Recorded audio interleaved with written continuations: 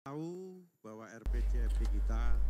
Calon Gubernur Jawa Tengah nomor urut 2, Ahmad Lutfi sudah menyiapkan mitigasi terpadu. Lutfi menyiapkan aplikasi Jateng Ngopeni sebagai mitigasi dini dengan memastikan kehadiran pemerintah untuk melakukan rehabilitasi dan rekonstruksi pasca bencana. Menurutnya, pemerintah harus melatih warga terbiasa menghadapi bencana lewat Desa Tangguh Bencana. Lutfi juga akan melakukan revitalisasi embung serta edukasi perubahan iklim bagi seluruh masyarakat. Di Jawa Tengah adalah lumbung pangan. Jadi Jateng Ngopeni ini adalah merupakan sistem deteksi dini kepada masyarakat kita, baik itu yang mulai rob banjir, kemudian longsor, gunung Merapi, kita aplikasikan dalam Jateng Ngopeni sebagai perintangan dini. Kemudian yang kedua, kita lakukan rehabilitasi dan rekonstruksi pada saat pasca bencana. Untuk apa? Agar masyarakat kita recovery bahwa negara hadir untuk melaksanakan, termasuk penataan drainase dan penanggulangan banjir yang bisa kita laksanakan. Misalnya di wilayah Semarang, misalnya di wilayah Kudus, misalnya di wilayah Demak. Termasuk kita akan ciptakan desa tangguh bencana. Satu desa, satu tangguh bencana. Untuk apa? Mereka akan kita latih untuk memberikan efek deterren dan terbiasa untuk menghadapi bencana. Sementara itu, calon Gubernur Jawa Tengah nomor urut 1, Andika Perkasa, mengusulkan untuk memberlakukan pajak yang lebih tinggi untuk penggunaan air tanah.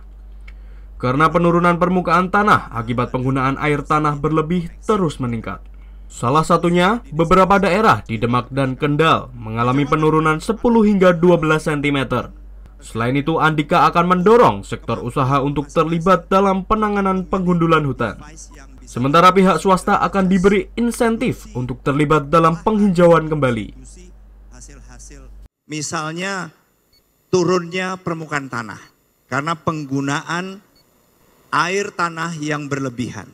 Dan itu bisa saja terjadi misalnya di Kecamatan Sayung, Demak, di Kendal, di mana permukaan tanah ini tiap tahun turunnya bisa sampai dengan 10-12 cm. Dan ini merupakan salah satu akibat dari penggunaan air tanah yang berlebihan. Mitigasinya, kita berlakukan kebijakan-kebijakan yang mengenakan pajak lebih tinggi, misalnya khususnya untuk penggunaan air tanah. Sedemikian rupa sehingga yang digunakan lebih ke air permukaan. Jadi bukan air tanahnya.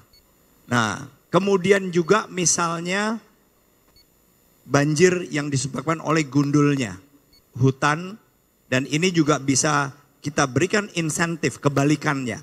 Insentif bagi usaha-usaha atau perusahaan-perusahaan yang kemudian bisa menunjukkan bahwa mereka bisa menghijaukan kembali sektornya atau propertinya maupun usaha di sekitarnya. Sedemikian rupa sehingga kita meringankan, memberikan insentif kepada mereka, tetapi juga usaha untuk memitigasi itu dilakukan oleh swasta.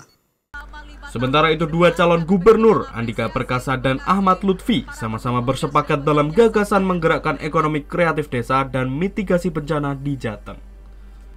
Restu Indah melaporkan.